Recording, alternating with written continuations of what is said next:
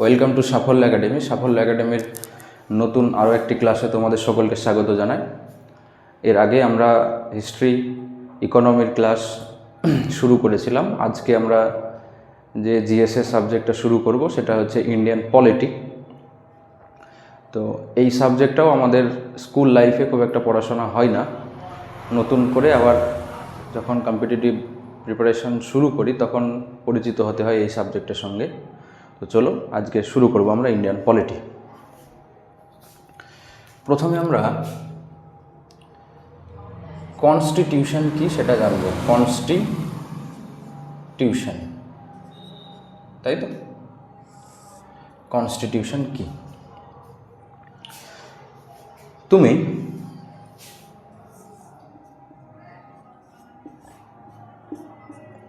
বাড়িতে ঢুকবে কখন? বাড়িতে ঢুকবে সন্ধ্যা 7টার আগে। সন্ধ্যা 7টার আগে, তাই তো? সন্ধ্যা 7টার আগে। তাহলে তুমি যে সন্ধ্যা 7টার আগে বাড়িতে ঢুকবে, এইটা তোমার একটা বাড়ির নিয়ম, তাই তো? বাড়ির নিয়ম বা বাড়ির আইন বলা যেতে পারে। কি না, তুমি সন্ধ্যা 7টার আগেই বাড়িতে ঢুকবে, অর্থাৎ তোমার বাড়িতে ঢোকার লাস্ট সময় হচ্ছে, শেষ সময় হচ্ছে 7টা। এই যে বাড়ির যেমন একটা নিয়ম কানুন আছে, বাড়ির যেমন একটা আইন আছে, ঠিক সেই রকম কোনো দেশের ক্ষেত্রে হতে পারে বা কোনো প্রতিষ্ঠানের ক্ষেত্রেও হতে পারে। ইনস্টিটিউশন,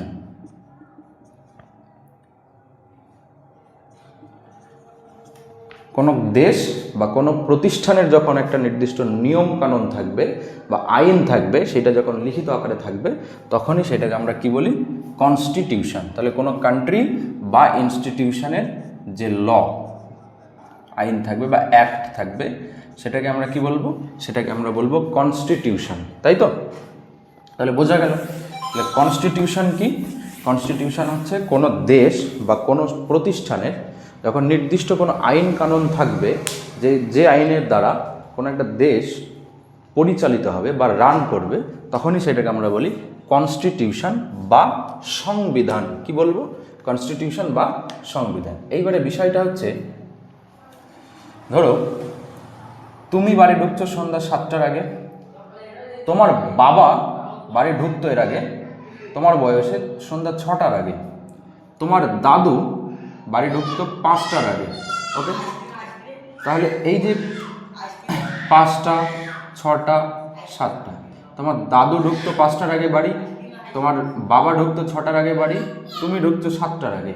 তাহলে ধীরে ধীরে সময়ের পরিবর্তনের সঙ্গে সঙ্গে দিনের পর দিন এই বাড়ির নিয়ম কানুনেও তো চেঞ্জ এসেছে, তাই না? তাহলে বাড়ির নিয়ম কানুন যখন চেঞ্জ আসবে, তাহলে একটা দেশ যখন রান করছে, একটা দেশ বা একটা ইনস্টিটিউশন যখন রান করছে, তখনও তো তাহলে সময়ের সাপেক্ষে তাদের চেঞ্জ হয়, তাই না? সব সময় তো একটাই আইন থাকতে পারে না। দিনের পর দিন, সময়ের পর সময় কিছু নতুন আইন সেখানে যোগ হবে, কিছু পুরনো আইন বাতিল হবে, তাই তো? এটাকে আমরা বলি অ্যামেন্ডমেন্ট। কি বলবো? অ্যামেন্ডমেন্টকে আমরা বলি সংশোধন। কি বলবো? সংশোধন। কি বলবো? সংশোধন। আশা করি উদাহরণটা ভালোভাবে বুঝতে পেরেছি। আমি আরও একবার বলছি। তুমি এখন ঢুকছো সন্ধ্যা 7টায়, তোমার বাবা ঢুকতো 6টায় তোমার বয়সে, তোমার দাদু ঢুকতো 5টায়। তাহলে এই যে সময়ের সাপেক্ষে সময় পরিবর্তনের ফলে আস্তে আস্তে যে বাড়ির নিয়ম কানুনের চেঞ্জ এসেছে, তাহলে একটা দেশের ক্ষেত্রে আসতে পারে। এবার পুরনো নিয়ম বাতিল হতে পারে, নতুন কিছু অ্যাড হতে পারে, অর্থাৎ সংবিধানকে কি বলা হয়? সংবিধানকে সংশোধন করা হয় দিনের পর দিন। তাহলে কনস্টিটিউশন এবং কনস্টিটিউশনের অ্যামেন্ডমেন্ট সম্পর্কে আমরা জানলাম, তাই তো?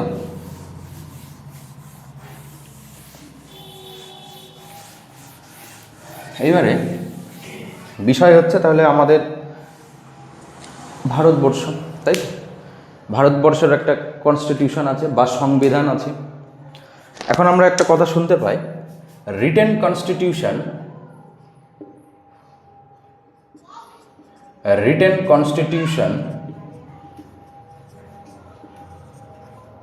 আর নন রিটেন কনস্টিটিউশন।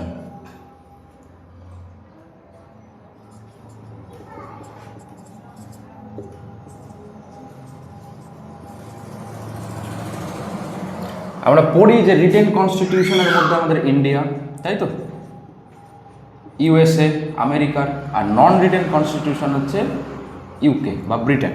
এখন বিষয়টাকে, রিটেন কনস্টিটিউশন মানে হচ্ছে লিখিত সংবিধান, নন রিটেন মানে হচ্ছে অলিখিত সংবিধান।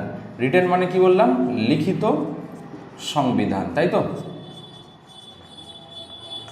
আর নন রিটেন মানে হচ্ছে অলিখিত সংবিধান, অলিখিত সংবিধান। বইয়েতে কিন্তু লেখা থাকে এইভাবে, হ্যাঁ। এখন আমার প্রশ্ন হচ্ছে লিখিত সংবিধান বা রিটেন কনস্টিটিউশন এবং অলিখিত সংবিধান বা নন রিটেন কনস্টিটিউশন, এই বিষয়টা কি? লিখিত কনস্টিটিউশন মানে একটা জায়গায় লেখা থাকবে, তাই তো, কিছু আইন কানুন নিয়ম লেখা থাকবে, সেটাকে আমরা কি বলবো, লিখিত সংবিধান। যেমন ইন্ডিয়া ইউএসএর লেখা আছে, তার মানে কি ব্রিটেনের লেখা নেই? ব্রিটেনের কি লেখা নেই? নন রিটেন কনস্টিটিউশন বলছি আমরা, ব্রিটেনের কনস্টিটিউশন হচ্ছে নন রিটেন, অলিখিত সংবিধান, তার মানে কি লেখা নেই? এটাই কোশ্চেন। তো ভিডিওটা একটু পজ করে একটু ভাবনা চিন্তা করবে, যদি জানো উত্তরটা অবশ্যই কমেন্ট সেকশনে লিখবে। তাহলে অলিখিত সংবিধান মানেও কিন্তু এখানেও লেখা আছে, তাদের দেশের নিয়মকানুন আইন সব কাগজে লেখা আছে, আমাদের দেশেরও লেখা আছে। তাহলে পার্থক্যটা কি? রিটেন নন রিটেন আমরা কেন বলছি? বিষয়টা হচ্ছে কনস্টিটিউয়েন্ট অ্যাসেম্বলি,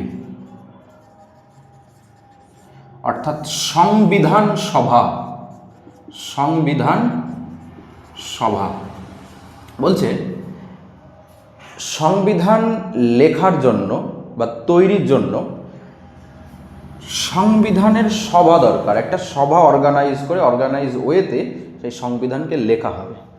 সেই কনস্টিটিউশন অ্যাসেম্বলি দ্বারা যখন সংবিধানকে লেখা হবে তখন সেটাকে আমরা বলবো রিটেন কনস্টিটিউশন, রিটেন কনস্টিটিউশন।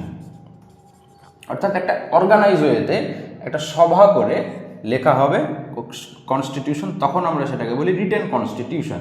বিষয় হচ্ছে আমাদের 1946 সালে আমাদের ভারতে সংবিধান সভা তৈরি হয়েছিল, তারাই সংবিধানকে লেখে। এখন কোয়েশ্চেন হচ্ছে লেখে কথাটা বলা কি ঠিক হবে?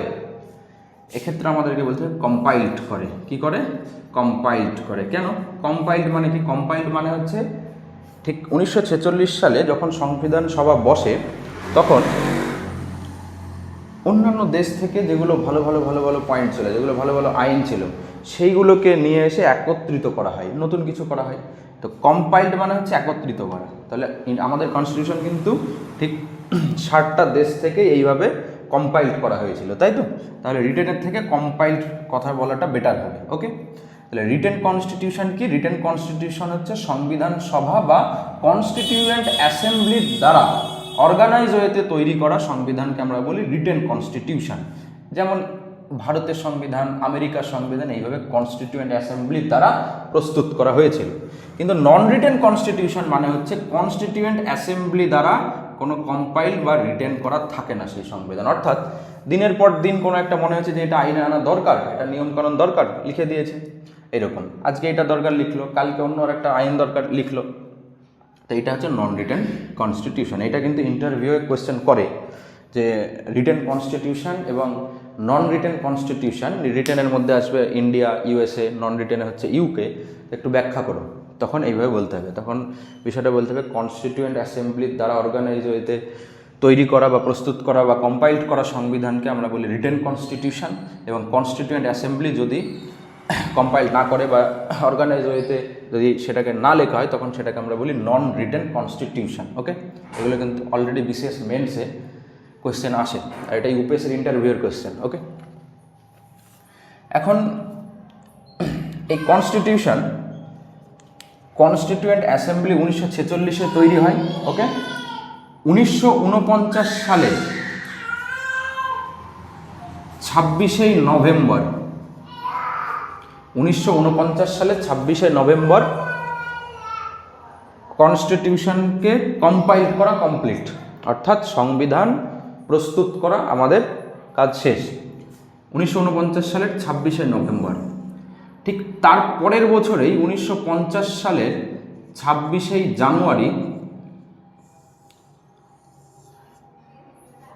কেম ইনটু ফোর্স, অর্থাৎ সংবিধান লাগু হয় আমাদের ভারতে, কার্যকর হতে শুরু করে 26 জানুয়ারি থেকে।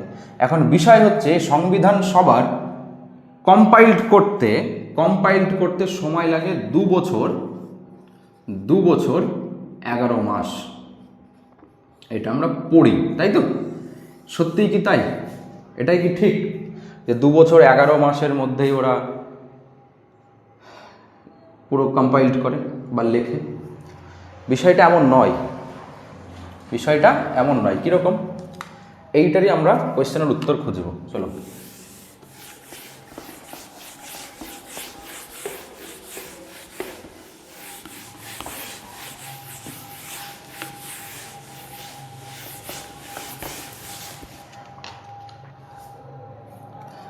আমাদের দেশের অ্যাট প্রেজেন্ট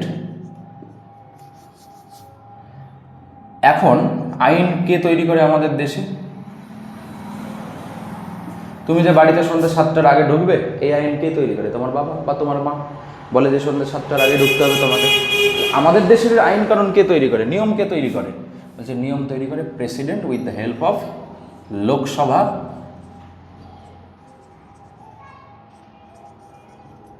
লোকসভা এবং রাজ্যসভা, তাই তো? তাহলে প্রেসিডেন্ট, লোকসভা এবং রাজ্যসভা মিলে আমাদের কি তৈরি হয়? আইন তৈরি হয়। মানে হচ্ছে পার্লামেন্ট আইন তৈরি করে, তো পার্লামেন্ট। এখন পার্লামেন্টের মধ্যেই থাকে প্রেসিডেন্ট, থাকে লোকসভা, থাকে রাজ্যসভা, তাই তো? তাহলে প্রেসিডেন্ট, লোকসভা, রাজ্যসভা মিলেই দেশের নতুন আইন কানুন তৈরি হয়। বোঝা গেল না? যায়নি? গেল? তাহলে প্রেসিডেন্ট, লোকসভা, রাজ্যসভা মিলে আমাদের আইন তৈরি হয়, তাই তো? আমাদের দেশে বর্তমানে অ্যাট প্রেজেন্ট ওকে। লোকসভাতে কতগুলো মেম্বার থাকে? লোকসভাতে থাকে 545টা মেম্বার, তাই তো? 545টা মেম্বার থাকে। 545টা মেম্বারের মধ্যে 543টা থাকে ইলেক্টেড, অর্থাৎ আমরা যাদের ভোট দিয়ে লোকসভাতে পাঠাই, সেই মেম্বারের সংখ্যা কত? 543টা, ওকে। আর দুটো হচ্ছে অ্যাংলো ইন্ডিয়ান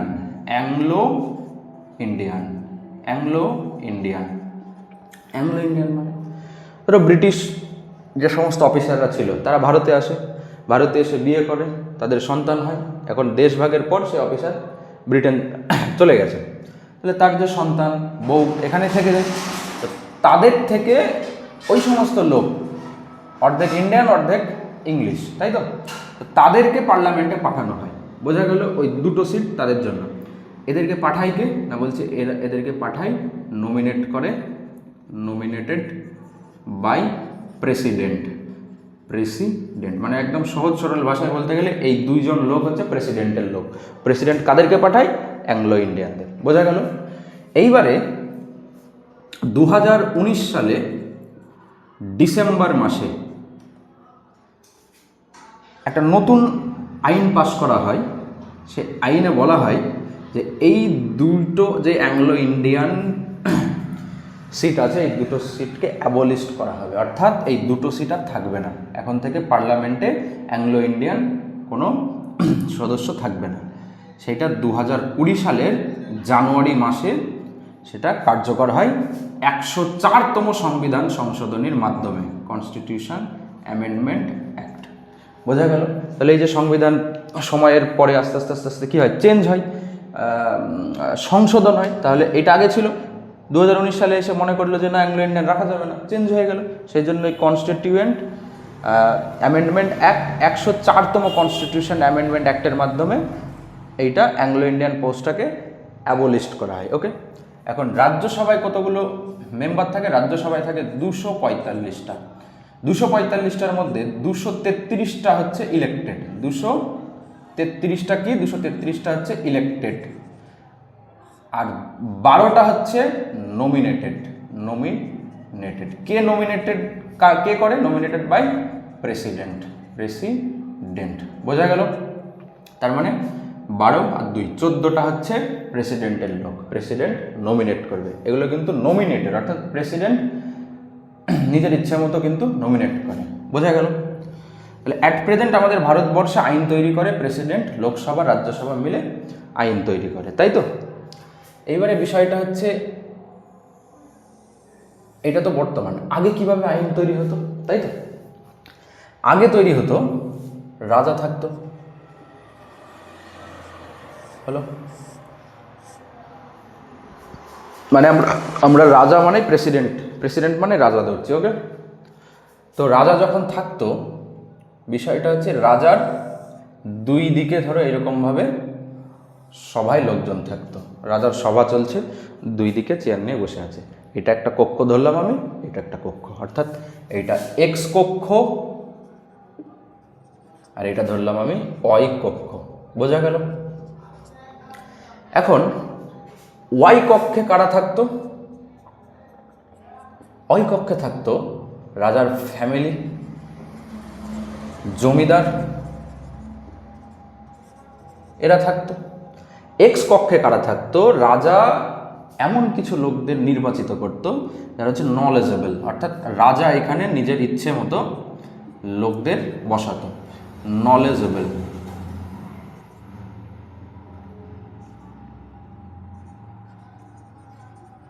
তাই তো? রাজা ইচ্ছে মতো বসাতো, তাই তো? এখন বিষয়টা হচ্ছে, রাজা যদি এখন কোনো আইন বানায়, কোনো আইন যদি তৈরি করে, তাহলে এদেরকে জিজ্ঞেস করবে বা এরা বলবে যে রাজা সাহেব আইনটা বানান। কিন্তু এখানে পুরোপুরি রাজার কন্ট্রোল, রাজা চাইলে যে কোনো আইন বানাতে পারে, ওকে?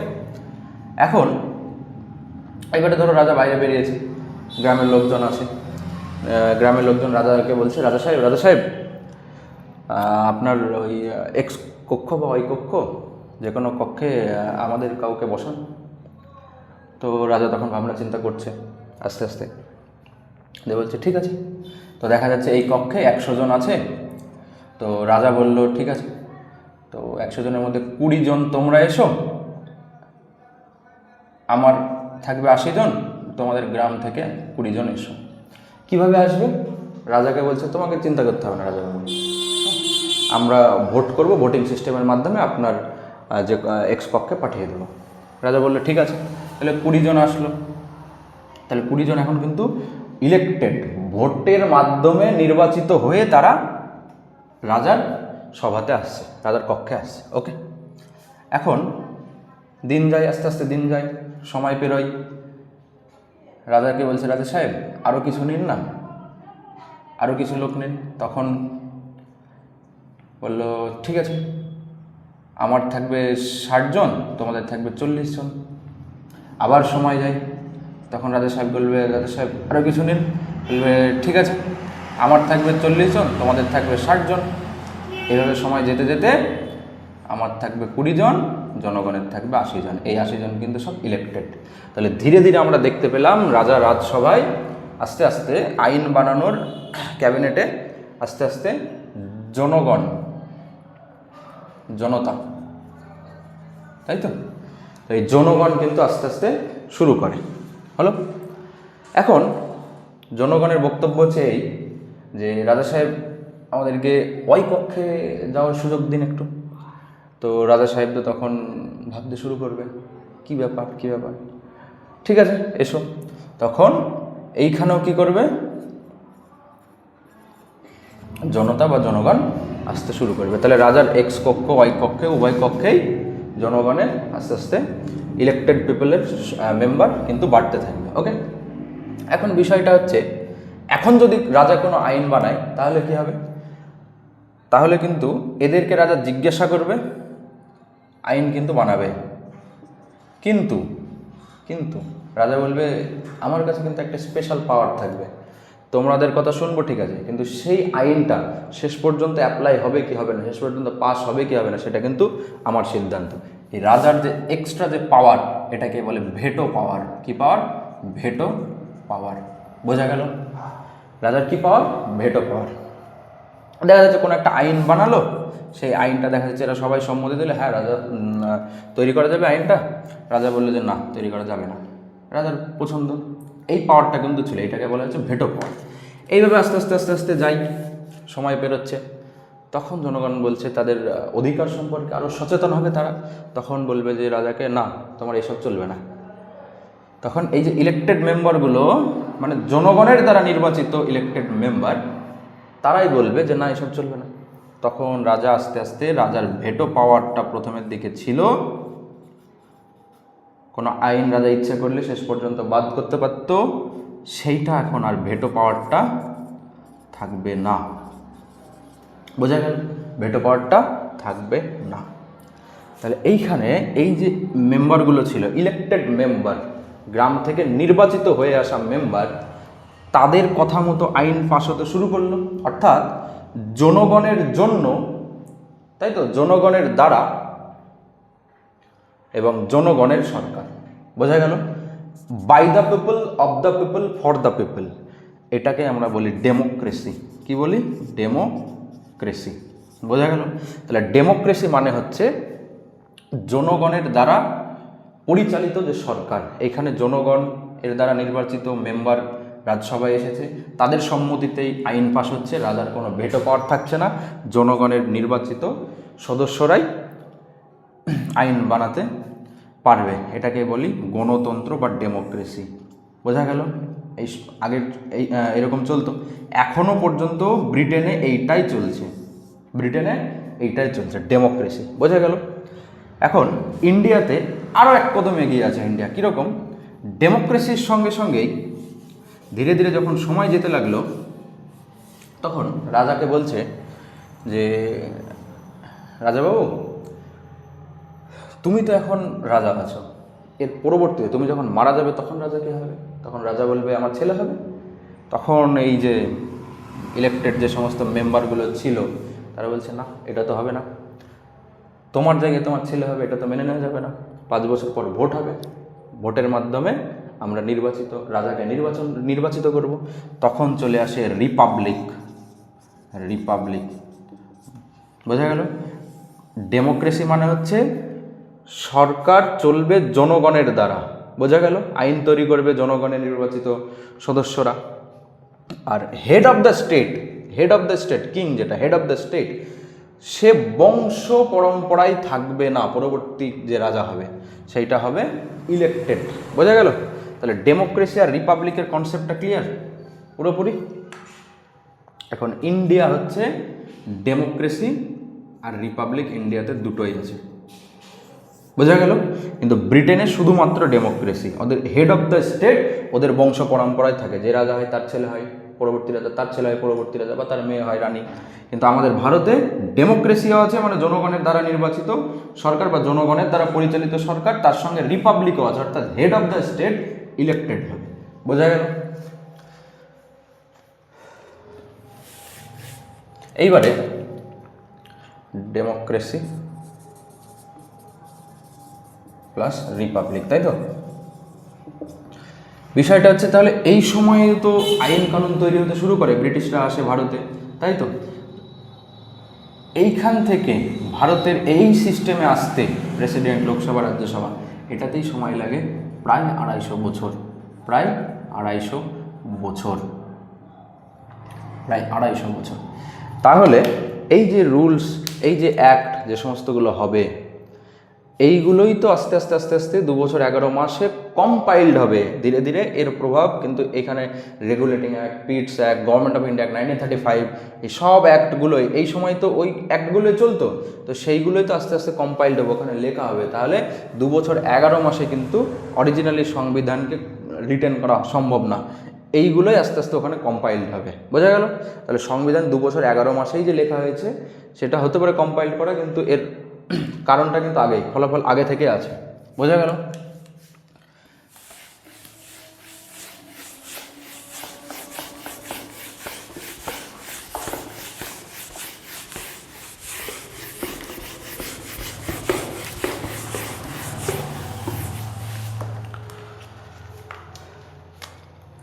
এইবারে 1599 সালে ইউরোপের দেশের মধ্যে ইউকে, বা ব্রিটেন,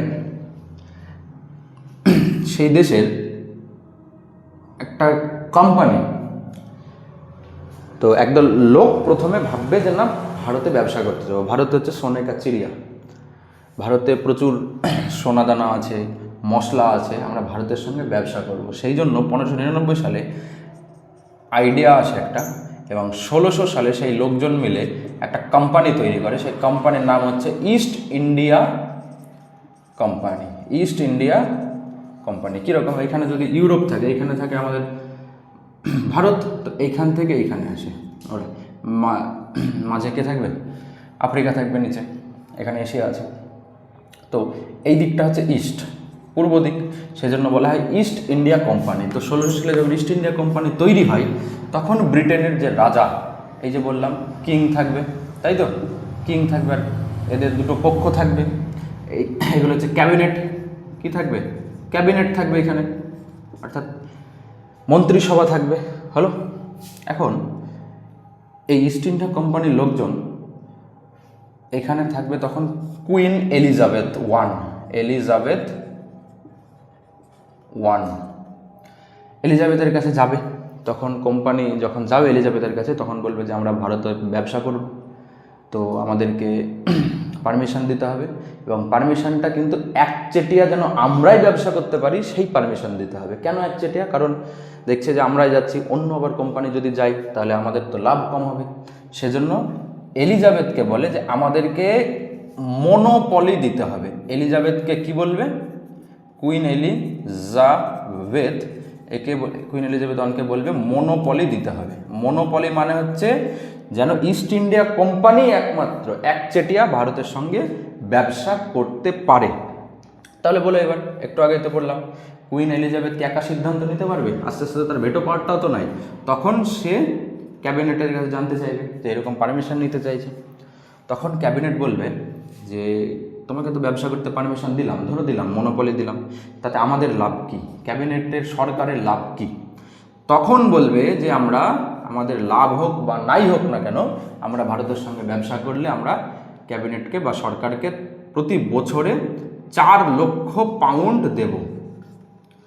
4 লক্ষ পাউন্ড পার ইয়ার, বোঝা গেল? তাহলে 4 লক্ষ পাউন্ড পার ইয়ারের বদলে ক্যাবিনেট তাদেরকে পারমিশন দেয় যে প্রতি বছর 4 লক্ষ পাউন্ড পাচ্ছ, মানে যাও এবার ব্যবসা করতে যাও। তো তারা ব্যবসা করতে আসবে ভারতে। তো ব্যবসা করতে যখন আসবে, তখন তারা প্রথম কোথায় পৌঁছাবে? তখন পৌঁছাবে কোথায়? তখন পৌঁছাবে সুরাটে, গুজরাটের সুরাটে। তাহলে প্রথম এসে পৌঁছাবে সুরাটে, তাই তো? প্রথম সুরাটে এসে পৌঁছাবে। তারপরে আমরা দেখব প্রথম ফোর্ট, দুর্গ তৈরি করবে তারা, ব্রিটিশ ইস্ট ইন্ডিয়া কোম্পানি মাদ্রাজে। হলো, মাদ্রাজে ফোর্ট তৈরি করবে। ফোর্টটার নাম কি? সেন্ট জর্জ তৈরি করবে ফোর্ট। ফোর্ট মানে সেখানে একটা দুর্গ টাইপের, সেখান থেকে যেন সামরিক শক্তি বাহিনী তাদের আরও অ্যাক্টিভ করবে, তৈরি করবে নতুনভাবে। সেখান থেকে এখানে হচ্ছে মাদ্রাজ, সমুদ্রের ধারেই করে, কারণ এখানে ব্যবসা করছে, সমস্ত মালপাতে এখানে রাখবে, এখান থেকে তারা সরাসরি আবার ইউরোপ চলে যাবে। ফার্স্ট ফোর্ট তৈরি করে মাদ্রাজে, সেন্ট জর্জে। এরপরে তাদের চিন্তাভাবনা থাকবে একটু উত্তরের দিকে যাই, উত্তরের দিকে কে থাকবে? বাংলা থাকবে, তাই তো? বাংলাতে তখন ওরা 3টে জায়গাকে কিনবে, সুতানুটি, গোবিন্দপুর আর হচ্ছে কলকাতা। এই 3টে জায়গা কিনবে। কেনার পরে তখন সিরাজউদ্দৌলা থাকবে না। 3টে জায়গা কেনার পরে সিরাজউদ্দৌলা যখন থাকবে, তখন কলকাতাতে তারা ফোর্ট উইলিয়াম তৈরি করবে। ওকে, তো ফোর্ট উইলিয়াম তৈরি করবে, সিরাজউদ্দৌলার সঙ্গে একটা বিবাদ তৈরি হবে। এইভাবে তারা আস্তে আস্তে ভারত দখল করার চেষ্টা করবে। এর পরবর্তী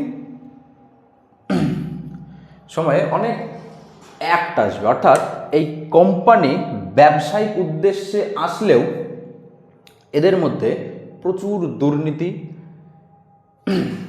দুর্নীতিগ্রস্ত এদের যে কর্মচারী ছিল, সেই কর্মচারীগুলো প্রচুর দুর্নীতি হবে তাদের মধ্যে। হলো, এই জন্যই এই কোম্পানির কর্মচারীগুলোকে নিয়ন্ত্রণ করার জন্য একটা আইন পাস হবে, সেই আইনটাকে বলি রেগুলেটিং অ্যাক্ট 1773 সালে। অর্থাৎ রেগুলেট করা মানে কি, ফ্যানে রেগুলেটর থাকে, রেগুলেট করা মানে হচ্ছে ফ্যানকে আমরা নিয়ন্ত্রণ করি। তাহলে কোম্পানির কর্মচারীদেরকে নিয়ন্ত্রণ করার জন্যে আইন আসবে কি, রেগুলেটিং অ্যাক্ট। এবার এই কোম্পানিরা কীভাবে এত দুর্নীতিগ্রস্ত হয় সেটা আমরা দেখব হিস্ট্রি ক্লাসে।